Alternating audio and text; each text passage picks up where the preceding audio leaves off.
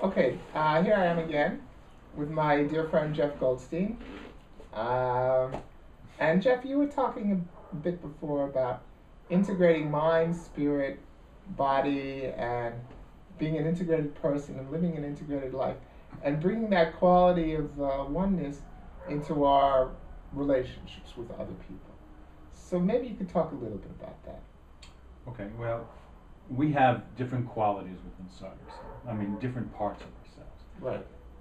Like we said, the mind, the body, the emotions, and the spirit. And each one of them has to learn how to relate to one another.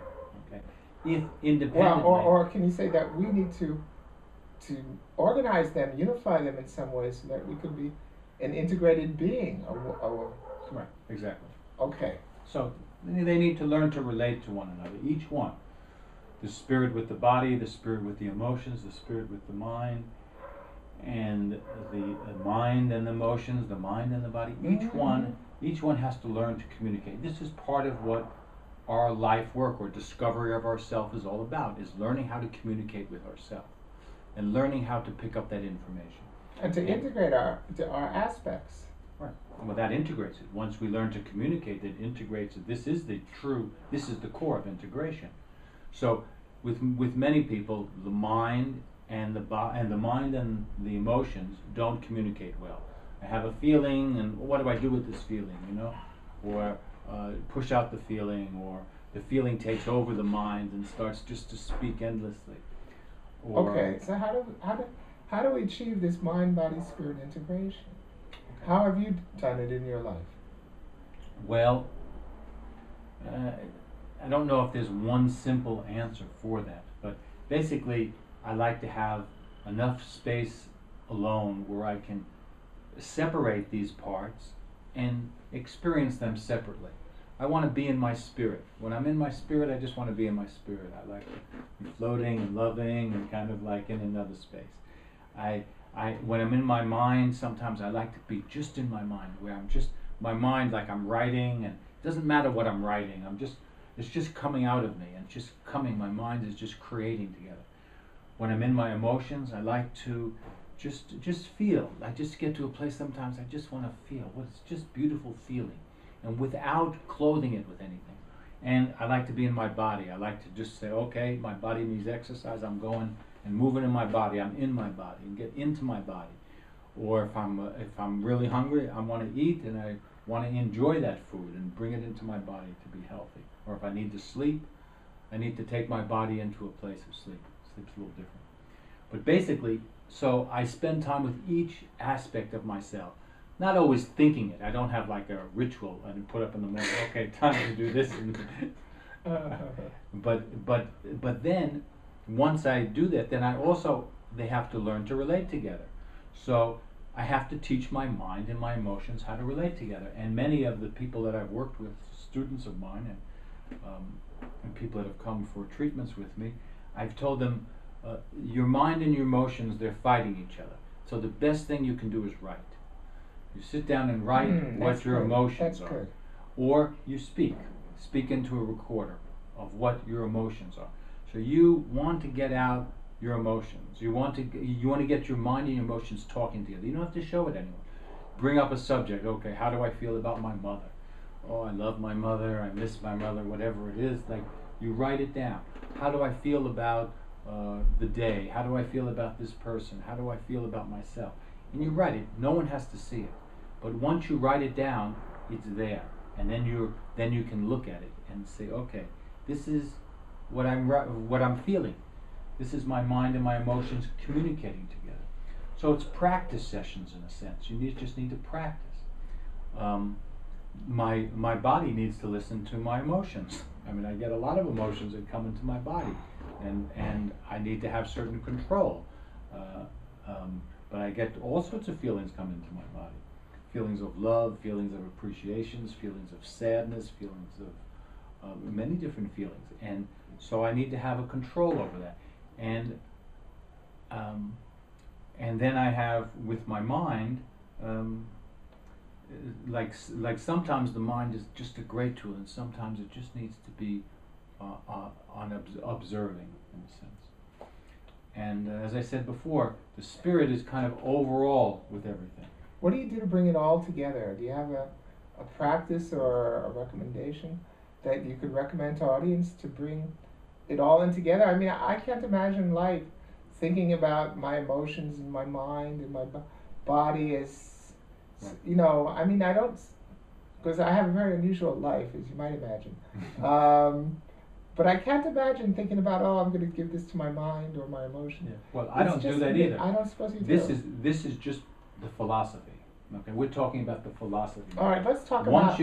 you get the philosophy down and you understand the philosophy, then you find how to bring that philosophy into your life. How do you bring oneness into your life? Well, and into your relationships as much as possible. Okay. Well, what I do like you to do? I like to take walks in the forest without anyone. Now that makes sense. And there you I are have with working me on all of it together: the mind, Right. the emotion, the spirit. The I have body. with me a recorder and a paper or pencil most of the time.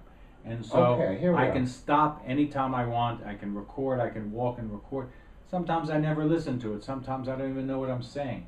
But the fact is I'm allowing it to happen. And when I go out, if I've had an eventful or a stressful day or active day, Yes. which in modern society happens all the time, Yes. then I have to download. So when I start out walking, I let my mind go a little bit like this, and I just say okay, and then many times I'll say okay, enough. Think about it later, or and then as soon as I say enough, and then I say observe. So I start to observe. I look around, what's in the trees, what's here, what's there, and I'm just watching. As soon as I'm observing, it opens up my feelings, opens up my spirit. But if my mind is too busy, then I can't. I want my mind to participate with me, to give me good information. So an active integrated meditation, that is you. Would you call it that? Walking and writing down your thoughts and just observing. We all need that, don't you think? I'm just, for sure. I'm just in the flow. I get into the flow of life, and I'm just in that flow. And like I'm walking, my body is integrating, and it's receiving and it's giving information. Maybe it says, "Oh, I'm tired," so then I need to stop. I get this information. I stop, take a break, or I drink some water, something like this. Of course. Because we're getting information, but many times people don't listen to that. They're not listening to the information that they're getting, so they're creating more problems for themselves. They're creating extra stress when they don't need it. And our emotions and our spirit, when they work together, they create true intuition. They create, so we know, like when psychics are picking up or mystics are picking up different information, their spirit and their emotions are working very well together, and their mind is receiving. The mind isn't like in the forefront. The spirit's in the forefront, and so, and the emotions are in the forefront, and they're picking up what's present. So the idea is to bring that quality of active, integrated meditation into all of our life, whether we're washing the dishes or walking in a forest. The trick is, or communicating with someone else. Right. The trick is how to get to that place. Well, there's many tools for that. I think meditation is the key of one sort or another. Meditation is a great key, but basically, meditation, walking meditation is Beautiful. this is what I was describing as a walking meditation, because sometimes I can walk and I feel totally at one. My body's moving, and I'm just like in this place, in this one space. The other meditation that I think is excellent is before you go to sleep, when you keep yourself between awake and asleep. This kind of the brain wavelengths slow down, and you get into this space, and it's just an amazing thing. And a very good way to do that is to review your day and to stay in that. And like I review my day like towards when I'm sleeping, and I get a little tired and I'm getting into that space, but I keep myself awake enough, and I keep looking at things without judgment, just observing what took place. And I kind of get into that kind of spacey place where you're just like not here, that like the thoughts don't make any sense, and it's just a place where everything like is kind of settling out. And that's a nice place of meditation as well. Yeah, yeah. And it's a nice way to go to sleep. When I go to sleep this way, the sleeps are much deeper and much richer. And just maybe a few words about how to bring this quality of integration and harmony into our one-on-one relationships.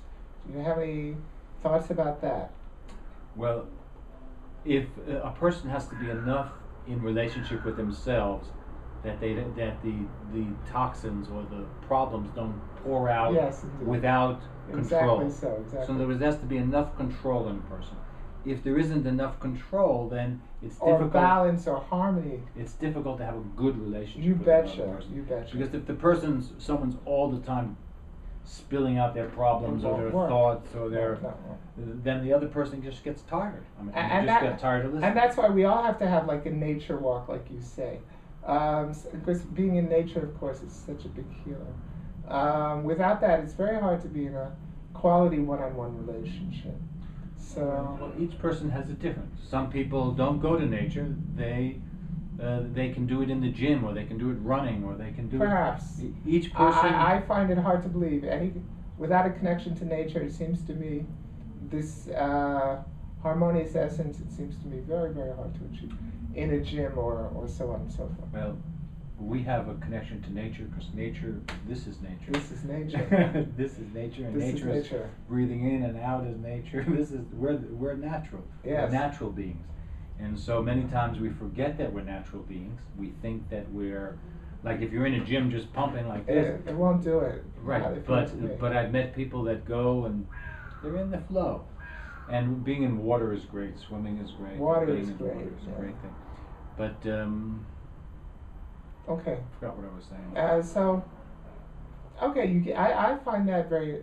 Oh, relationship with people. You wanted to know how we. How to relate. bring that quality of harmonious, what you have with your walk in the forest. Well, How to have that from in a one-on-one relationship.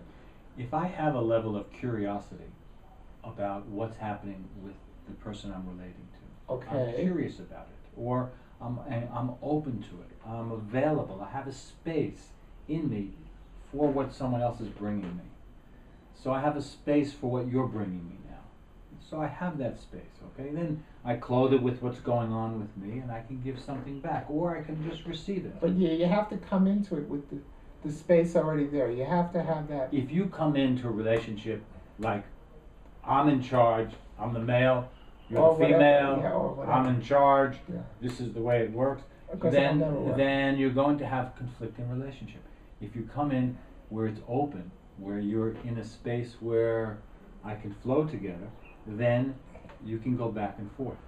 So the key to a good relationship is that inner harmony, that inner balance, first, and only then could a good relationship come later.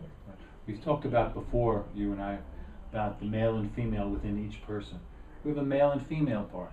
Those have to be able to flow back and forth in like a figure eight. So they're giving information. When you're in relationship with another person, you have to get going back and forth, male, female, back and forth. Whether it's two men or two women, or it doesn't matter. It doesn't matter. I can be male, I can be female. I'm in a male body. Yeah. But I can be emotionally or spiritually in those moments either more feminine, which is more open and receptive, or You more betcha, masculine, which is more giving, which is more doing. And so there's the flow back and forth. The problems happen in relationship is when we get used to it, like you're always like this. Like if you ever What? say to your partner, "You're always like this." This is the jackal mind. This is what the great genius of nonviolent communication, Marshall Rosenberg, teaches about what's called the jackal mind or the giraffe mind, or anyway. I would love to recommend to our viewers to, if they value improving relationships in their life, to check out nonviolent communication, to Google it, or to Google Marshall Rosenberg, like it sounds. And this is excellent work, and it's improving relationships. It's allowing those relationships to go on. or as he says, learning to tune into to the heart of the person we're communicating with, where they feel at the level of feelings and needs, not to be in the jackal mind of diagnosing or seeing everything in terms of right and wrong and good and bad. Right? Any last words? No. Shalom. Okay. Thank you very much.